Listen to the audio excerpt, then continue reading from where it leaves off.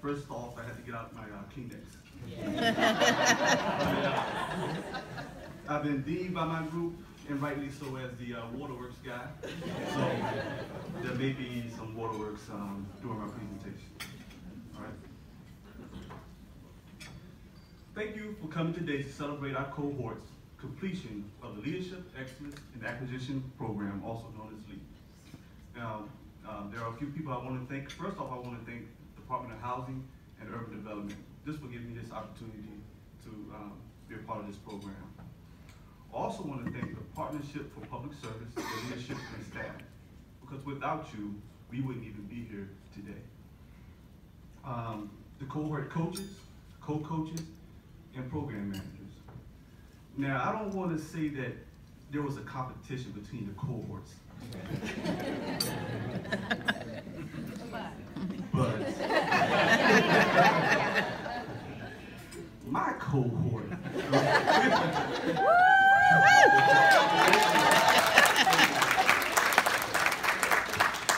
is very near and dear to me. I especially want to thank Rachel, Cameron, Andrea, and Kevin. Rachel.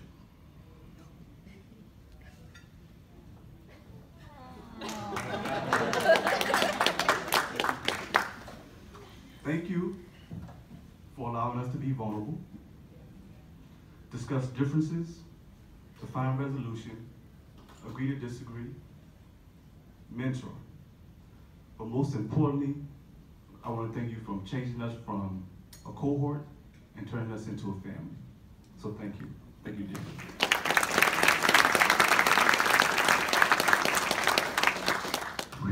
I made it through that. I know. I didn't. So, next I want to thank the small group sponsors for guiding us throughout our process. Times when where we thought that we were going in the right direction, but you guided us back and then steered us in the correct direction that we needed to go. And lastly, the numerous esteemed acquisition professionals who participated in sessions throughout the program. Thank you for your guidance and your leadership as you make us or turn us into the next leaders in the acquisition profession field. I'd like to take time to give a little perspective on our LEAP program experience. The purpose of the program was to help participants evolve into capable leaders of our agencies that can spearhead cost savings, improve performance, and lead innovation efforts. During this program, we participated in 6 sessions that focused on 5 different facets of leadership: value-based leadership, leading teams, managing and motivating others, driving innovation, and achieving results. In an effort to develop the core areas of leadership, participants were stretched beyond their limits, and I can assure you, we were really stretched at times. Times where sometimes we just didn't like each other. But we were able to have our crucial conflict conversations and get through. Not only did we perform our daily workloads, we had to work together in our small groups to complete specific tasks for each session. Those tasks included acquisition corners, where we played games like Jeopardy and Taboo based on acquisition-related topics. Reading the briefs where the small groups had to present PowerPoint presentations on books and articles that we read. Social events, where we had meet and greets, where we enjoyed conversation and nice cold root beers. And on a nice, beautiful summer evening, we even took in a baseball game at the Nats Stadium. And the last thing that we had to do was leading discussions. Those are when the small group led discussions on topics from those esteemed acquisition professionals who presented to our cohorts, or even those events that we attended, just like the one we attended yesterday at the Capitol.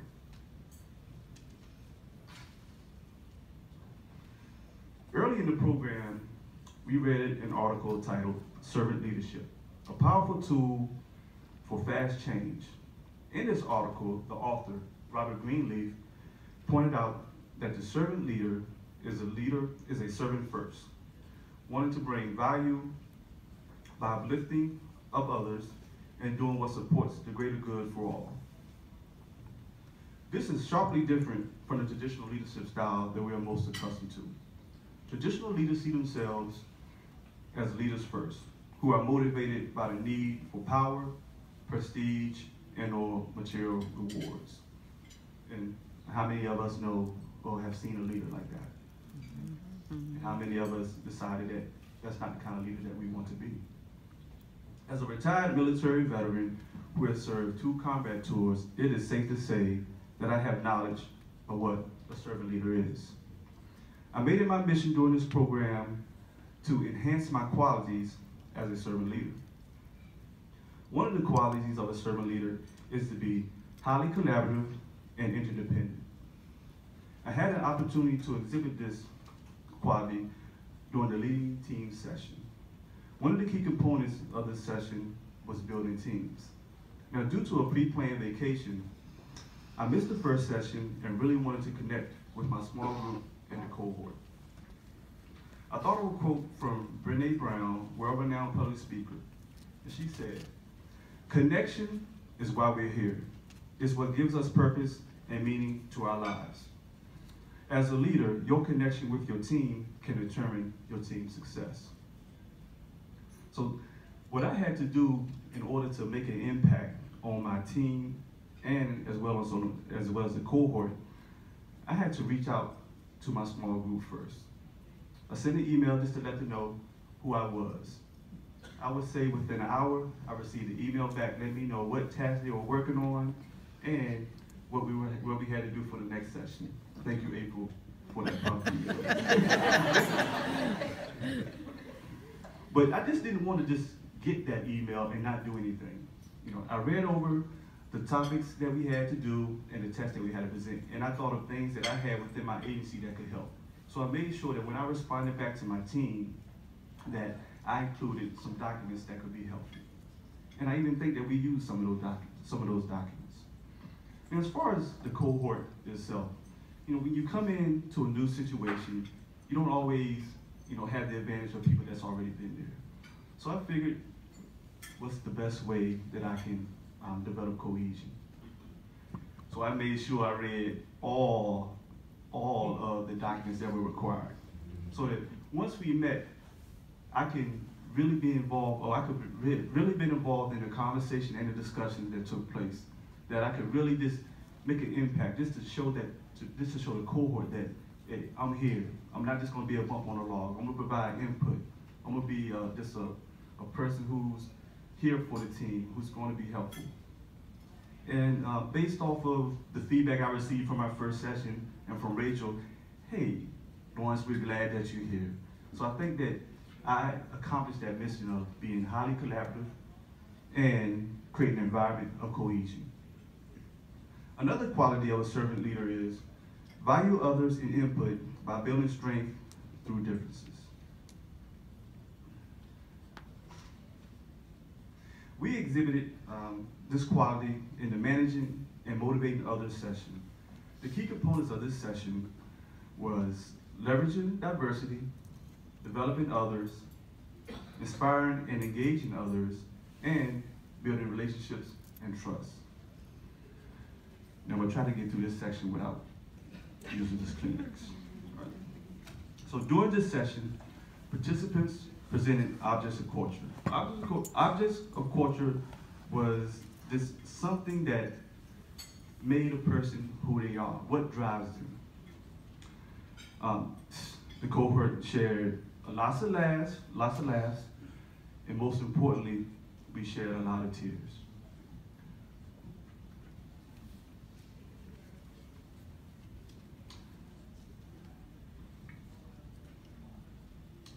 My object of culture was a family picture my siblings and my mother shared before she passed away. You see, I come from a small rural county in Virginia where you see tobacco fields where, people are always not expected to make it. My father only had a 7th grade education, and my mother, she never finished school, but she did go back to get her GED. Now I watched I can't say I watched because I was a baby of the family, of course. Maybe that's why I cry so much.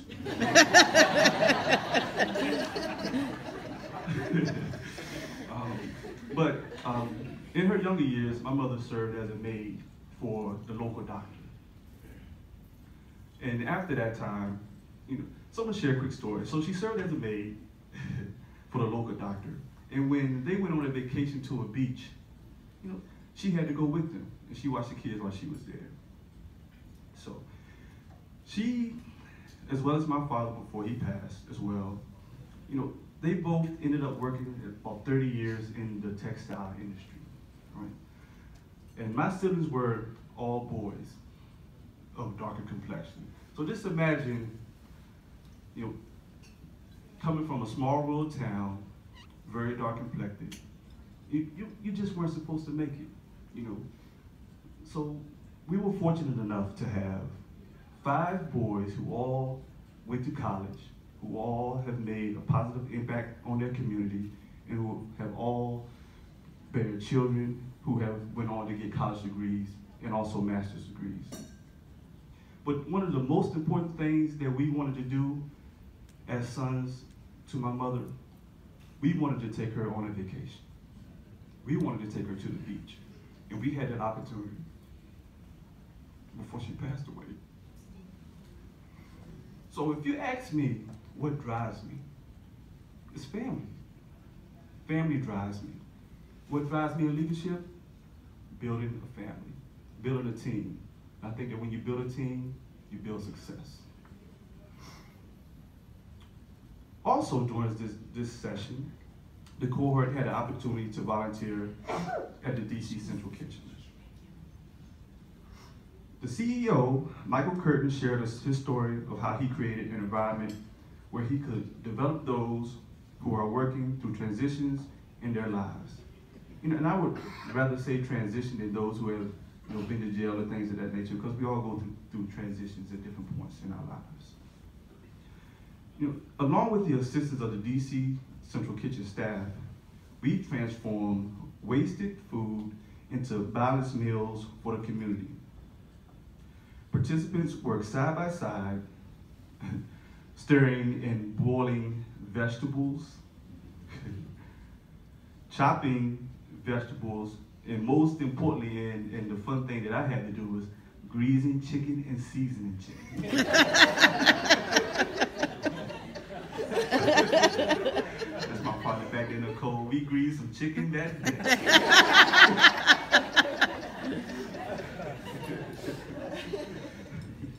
But when we got back from that event, when we debriefed on that event, it was evident that we had, through that experience, built trust in each other while engaging the kitchen staff. But most importantly, it was apparent that working with the kitchen staff inspired us. It made an impact on us, on our leadership style, and how we want to deal with others who are less fortunate. The relationships and trust that were formed during this session were unbelievable, and we still talk about it to this day. In closing, I would like to quote Lee Iacocca, famous American automobile executive, who stated, "Motivation is everything. You can do the work of 2 people, but you can't be 2 people. Instead, you have to inspire the next guy down the line and get him to inspire his people." Participants, as I celebrate you today, as we celebrate you today, I encourage you to become a servant leader who is sensitive to what motivates others and empowers all to win with shared goals and vision. Thank you.